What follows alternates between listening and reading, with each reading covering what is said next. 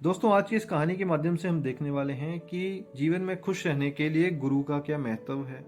दोस्तों, चैनल पर नए हैं तो चैनल को सब्सक्राइब कीजिए ताकि इसी तरह की कहानियां आध्यात्मिक से रिलेटेड आप तक बिल्कुल टाइम टू टाइम पहुंचती रहें और बेल आइकन को प्रेस करना ना भूलें।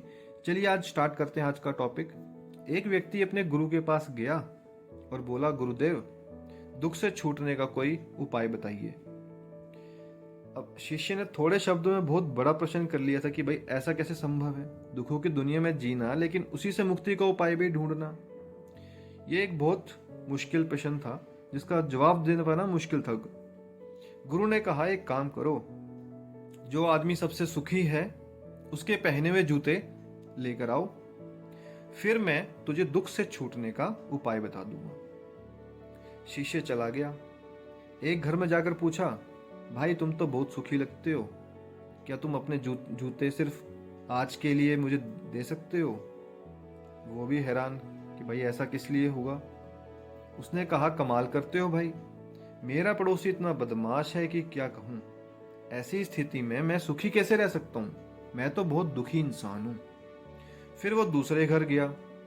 दूसरा बोला, अब क्या कहूं भाई, सुख की तो बात ही मत करो, मैं तो पत्नी की वजह से बहुत परेशान हूं। ऐसी जिंदगी बिताने से तो अच्छा है कि कहीं जाकर साधु बन जाऊं। सुखी आदमी देखना चाहते हो तो किसी और घर जाओ। फिर उसके बाद वो तीसरे घर गया, चौथे घर गया, किसी की पत्नी के पास गया तो वह पति को क्रूर क्रूर बताती, और पति के पास गया तो वह पत्नी को दोषी कहता।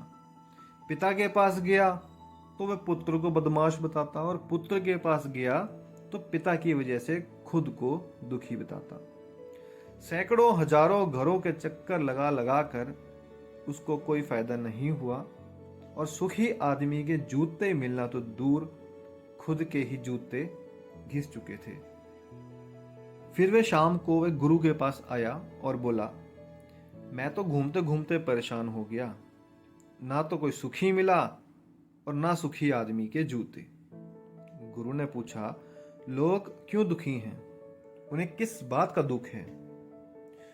उसने कहा, किसी का पड़ोसी खराब है, कोई पत्नी से परेशान, कोई पति से दुखी है तो कोई पुत्र से परेशान है।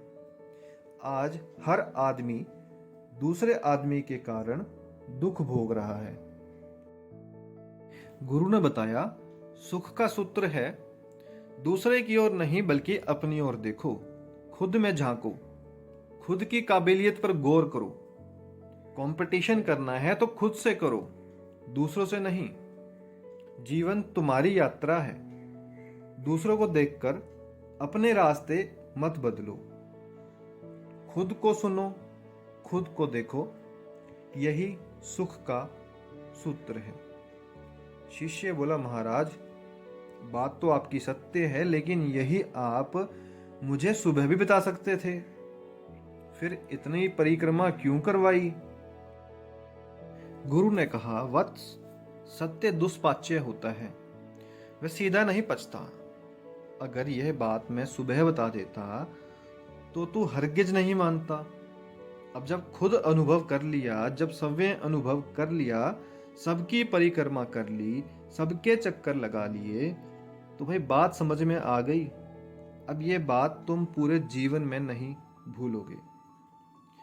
तो इसका भावार्थ कहने का ये है कि कोई भी ज्ञान बिना गुरु के नहीं मिल सकता।